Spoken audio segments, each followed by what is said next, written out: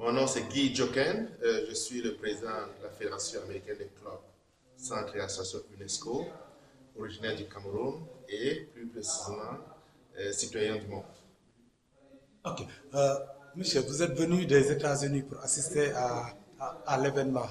Qu'est-ce que vous avez retenu de l'événement?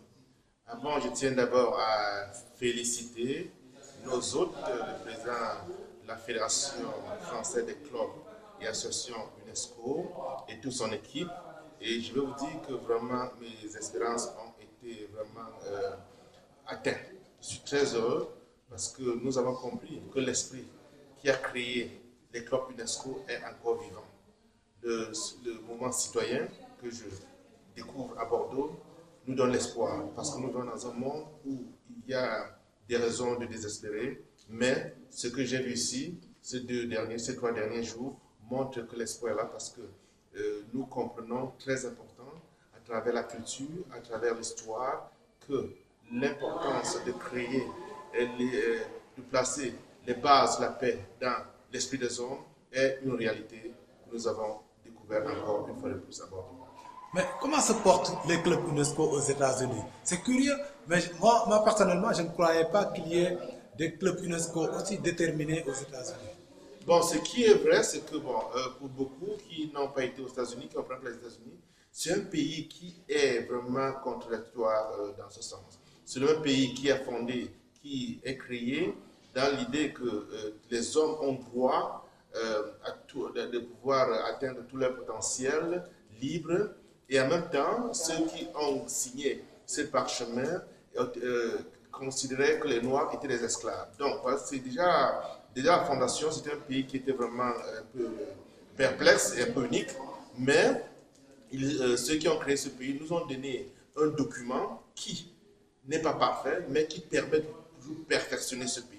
Donc, les clubs UNESCO, qui fait partie de la société civile, est un élément très important qui se bat pour que les États-Unis puissent être cet espoir qu'il a toujours été.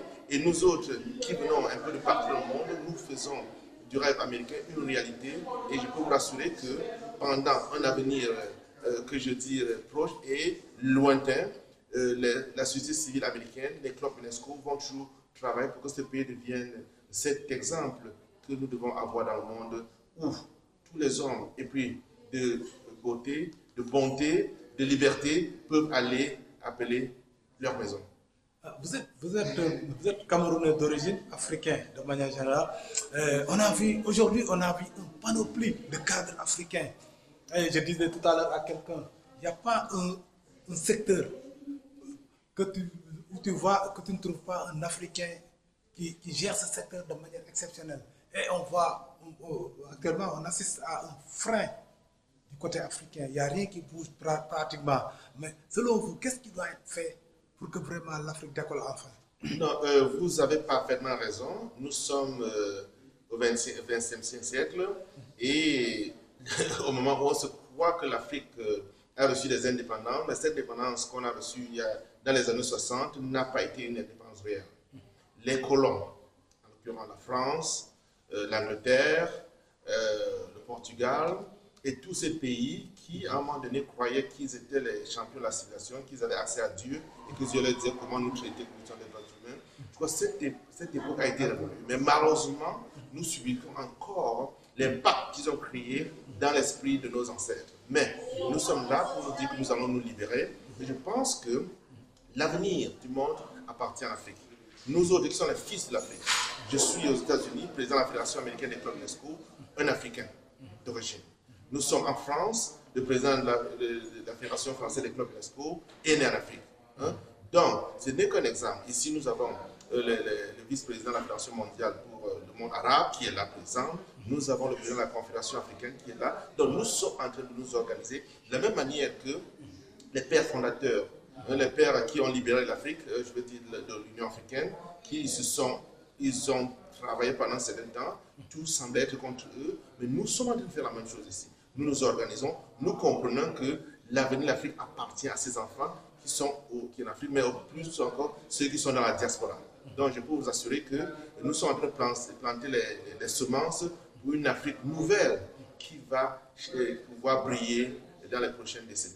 Du coup, est-ce que l'Afrique peut compter sur ses fils qui sont dans la diaspora pour enfin décoller? Oui, nous savons que, comme je le disais tout à l'heure, je faisais comprendre que malheureusement, nous avons sur le continent ceux qui dirigent l'Afrique. Parmi eux, il y a une grande majorité qui ne comprennent pas, qui sont encore les esclaves, qui sont encore des pions, qui sont là, qui pensent qu'ils doivent plutôt rendre compte aux pays coloniaux, mais la jeunesse est en train de dire non à ça.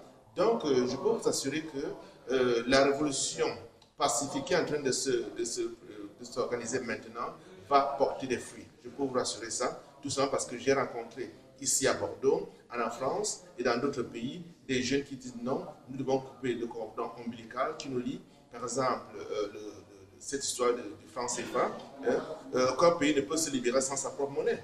Donc nous savons que nous devons travailler pour que le CFA cesse d'être une arme qui permette à la France, par exemple, de continuer à piller les ressources africaines. Et ce qui est bien, c'est que beaucoup de Français sont conscients et sont prêts à nous accompagner. Il y a d'autres pays, que ce soit en Occident, que ce soit en Asie et tout ça, qui comprennent qu'ils doivent être aux côtés de l'Afrique parce que notre développement, il doit être spirituel, il doit être intellectuel avant d'être économique. Quel est votre dernier mot? Bon, pour conclure, je tiens à remercier Diaspora TV et vous assurer que nous sommes là pour connecter, nous sommes là et je vous ai dit pendant cette conférence que la Fédération américaine va recevoir ce club ici et même d'autres aux États-Unis le 16 octobre 2025 et plus tard, le 24 janvier 2027, nous espérons que la diaspora, je parle de ceux qui viennent de l'Afrique, ceux qui viennent de l'Europe, ceux qui viennent des Caraïbes et dans tout le monde, la diaspora, nous allons nous retrouver pour essayer d'élaborer une feuille de route pour les prochaines décennies, pour les prochains centenaires, pour les hommes noirs à travers le monde. Il est temps qu'on se libère. Merci beaucoup.